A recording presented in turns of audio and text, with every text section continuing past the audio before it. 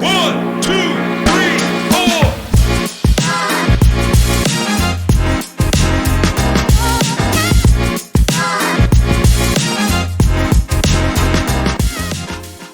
Hey guys, it's Rod from Huntington Company, and on today's episode of TikTok, we're going to be talking about where to spend your money. Is it a complete set example, a clean or rare example, or is it finding the cheapest or best deal in the market? So let's take a closer look at this question and dissect it and understand what is the best option for you. Before we start, a quick reminder, we are having a giveaway and we are going to be giving away a free marathon watch.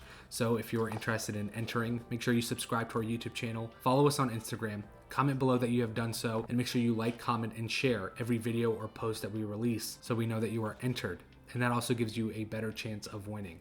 At the end of March, we're going to be picking a new winner for this month's giveaway. So thank you guys so much for supporting the channel, but let's get into where to spend your money when it comes to purchasing a watch. So I thought it would be good for this specific topic to take a look at a specific Rolex example for all three categories of where to spend your money. And today we're going to be talking about one of the most recognizable watches in the watch market, the Rolex Submariner date, specifically the pre-ceramic reference 16610. So first we're going to be talking about a complete set and what that means. When you're purchasing a watch with a complete set, what you are hoping for is box, papers, booklets, and original hang tags. The box should be 2 boxes, a cardboard outer box and then a green inner box. With the paperwork, that is going to be original from Rolex, not from some dealer who makes their own certification to certify the watch. The booklets are going to be Rolex booklets, and then the hang tags are going to be a burgundy hang tag for Rolex, and then a green hang tag that would maybe state the price, the serial number, or the reference of the watch. That is a true complete set. With box and papers, you have the box and the paperwork, and maybe some booklets, maybe a hang tag, and so on.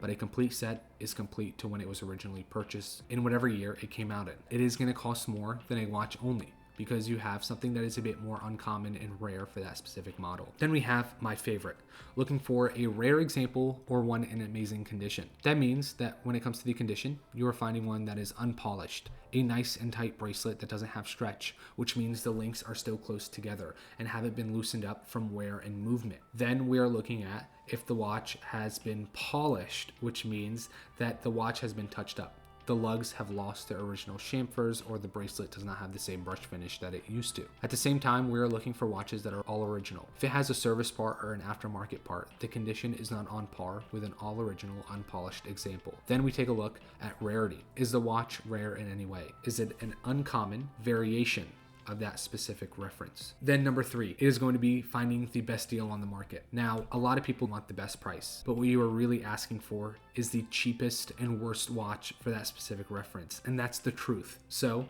when people come to me and they say, hey, I want a Rolex Submariner 16610 for under $7,000, what I imagine is a watch that does not have its original oyster bracelet, maybe on a leather strap, that has a aluminum bezel that has been chewed up, the dial is in bad condition, and the lugs are so worn down that you can't see its chamfers. What you're getting is not the best deal on the market. What you're getting is the cheapest watch for that specific reference. And the cheapest is never the best for the watch market. And always, what I do with my clients who reach out to me, if I notice what they are asking for the price point of the watch they are looking for is the lower end of the market, I will show them an alternative. If you're looking for a 16610 for really cheap, before I tell you to pull the trigger on that, I will show you a 16570 Explorer 2 black dial and a 14270 Explorer 1 black dial, and I will let you know, for the price that you were looking at, you are going to get the worst example of a Submariner.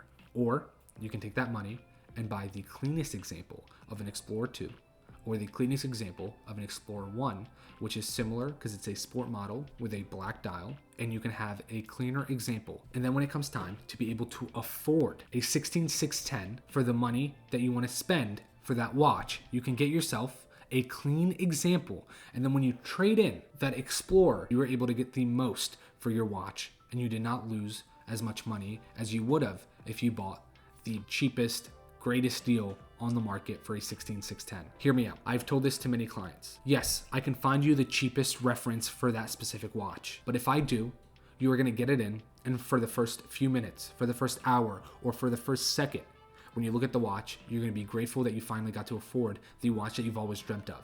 You're going to put it on your wrist and you're going to love it. But then you're going to walk away, you're going to go through your day, and then you're going to look down at your watch again and you're going to think, should I have waited a couple weeks or a couple months to save up just a little bit more?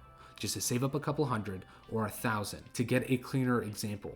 Am I happy with this watch? Am I proud to wear it on my wrist? If I walked in to a watch meet, would I be able to show this watch and show that I am proud of it? Or was I just looking to buy the watch because that's all I could afford? If that is what you're doing, then please take a step back and reevaluate your purchase, because this is an investment in a way, and it is a big purchase. Thousands of dollars is not something that many people spend on watches. So if that's what you're doing, please never look for the cheapest example. What you put in is what you get out. That's the same with your personal life, with work, and with whatever you do. So the amount of money that you put in is the amount of watch you're going to get out.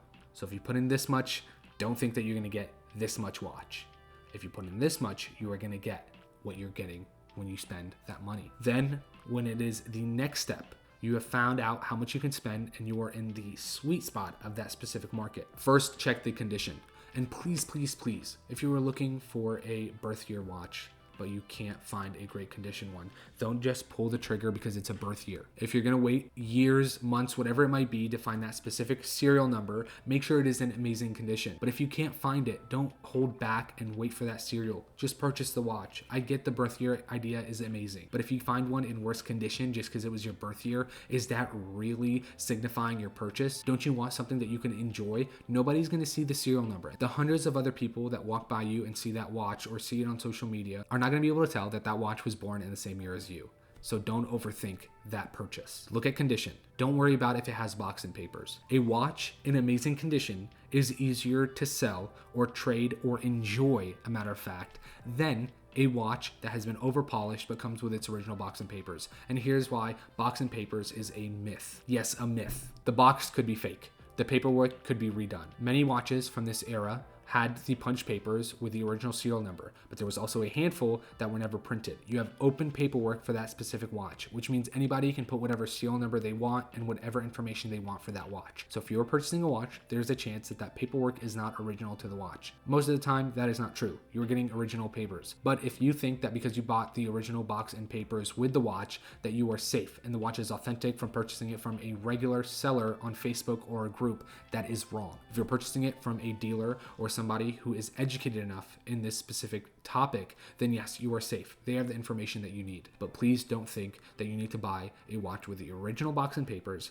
to get a real Rolex. That is not true. And that is the same for any watch brand. So if you are looking for a watch, don't look at box and papers first. Look at condition. Because I promise you, you will love the condition of the watch more than the box and papers it comes with. And here's why. When you walk through your door to go out, wearing that Rolex 16610, you are not bringing the box and papers with you to show everyone. And if you are, that's a little weird. So if you are looking for a watch, look for condition. And if you look to sell it or trade it in the future, the person that is buying it is hopefully not purchasing it to show off the box and papers. They are also watch enthusiasts and lovers, and they want a beautiful watch to wear on their wrist and show off to all their friends and family how cool this vintage Rolex is. If you have the money to spend and you have a choice between, do I go for something rare in an amazing condition or do I go for original box and papers, always go for the condition and the rarity of the dial, because a tritium dial 16610 is so much cooler than a super luminova box and papers 16610.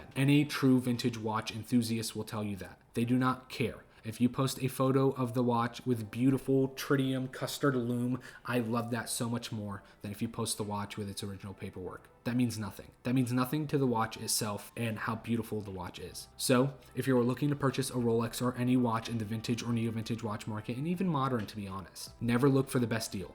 What you put in is what you get out. And what you're gonna get out, if you put in crap, is crap. Then look at number 2. The condition and the rarity of the watch. If you were looking to spend an extra few $100s, look for condition. If you can't afford it, step back, reevaluate, and see an alternative, or wait till you can afford the watch in better condition. Find one that is unpolished and in great condition. See if all the parts are original, and if you don't know, reach out to somebody like me. Then look at the rarity. If you want to spend the extra few dollars and want something a bit more special, look at tritium dials if that's a 16610. Look for color dials if that's a Datejust, and then look for APH dials if that's a Daytona, and so on. There is so much to collect when it comes to Rolex and other watch brands. If you have the money to spend on a complete set, rare example, go for it. why not get a true collector's piece? But if you have to nickel and dime, or if you have to pick, always look at condition first. And also, birth year watches, please stop focusing on that so hard. Find a beautiful example that you get to enjoy, not the same year the watch was born. Because you might get something that you were not happy with, but you at least got the serial number that was from the date that you were looking at.